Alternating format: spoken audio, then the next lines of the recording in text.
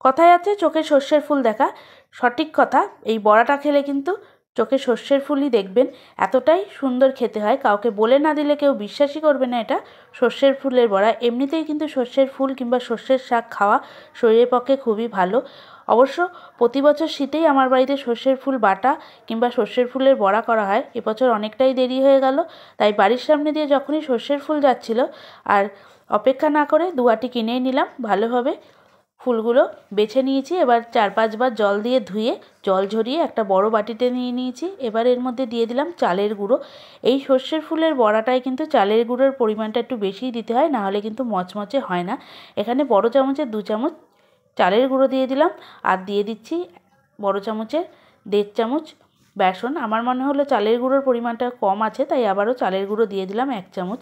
এবার এর মধ্যে সামান্য হলুদ গুঁড়ো দিলাম। হলুদ গুঁড়ো না দিলেও অসুবিধার কিছু হবে না, কারণ সর্ষের ফুলটা এমনিতেই হলুদ। তারপর দিয়ে দিলাম স্বাদ অনুযায়ী লবণ। তারপর দিয়ে দিচ্ছি ছোট চামচের 2 চামচ পোস্ত। যেহেতু নিরামিষভাবে রান্না করছি তাই জন্য আর পেঁয়াজ রসুন দিইনি, আপনারা চাইলে পেঁয়াজ রসুন দিয়েও কিন্তু বড়াটা ভাজতে পারেন। তার মধ্যে দিয়ে দিলাম কাঁচা লঙ্কা কুচি।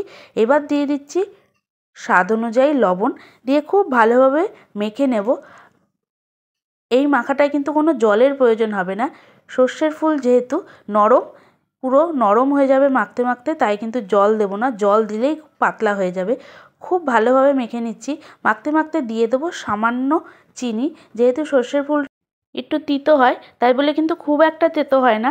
আপনারা যারা প্রথম দেখছেন কিংবা কোনো দিন খাননি তারা একদমই ভয় পাবেন না, একদম তিতো কিন্তু হয় না। এই তিতোটা খেতে ভালোই লাগে। সামান্য চিনি দিয়ে আবারও বেশ খানিকক্ষণ মাখার পর এর মধ্যে দিয়ে দিলাম বেশ খানিকটা ধনেপাতা কুচি।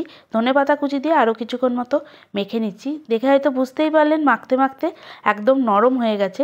খুব ভালোভাবে মেখে নিতে হবে, অনেকক্ষণ ধরেই মাখাটা মাখতে হবে। ভালো করে মাখা হয়ে গেছে। এবার গ্যাসে কড়াই বসিয়ে দিয়েছি, দিয়ে দিলাম পরিমাণ অনুযায়ী সাদা তেল। আপনারা চাইলে সর্ষের তেলেও ভাজতে পারেন।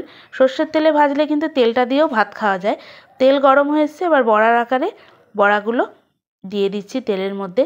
গ্যাস সিম করে 4 থেকে 5 মিনিট মতো এক একটা দিক ভেজে নিতে হবে।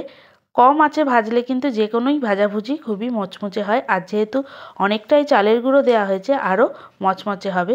সব বড়াগুলো দিয়ে এবার অপেক্ষা করতে হবে 4 থেকে 5 মিনিট মতো। 4 থেকে 5 মিনিট হয়ে যাওয়ার পর আবার উল্টে দেবো। একটু সাঁড়াশির সাহায্যে তেলটা বড়ার চারিদিকে ছড়িয়ে দিলাম, যাতে ওপরেও তেলটা লেগে যায়।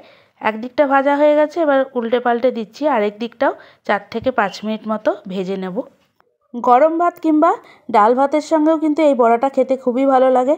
আর যদি সর্ষের তেল দিয়ে ভাজেন তবে অবশ্যই সর্ষের তেল দিয়ে ভাতটা মেখে খাবেন, দেখবেন খেতে খুবই ভালো লাগছে। আর যারা তিতো খেতে ভালোবাসেন তারা তো ভালোবাসবেই। বড়াগুলো ভাজা হয়ে গেছে, এবার তেল থেকে তুলে নিলাম। তাহলে তৈরি হয়ে গেল সর্ষে ফুলের বড়া।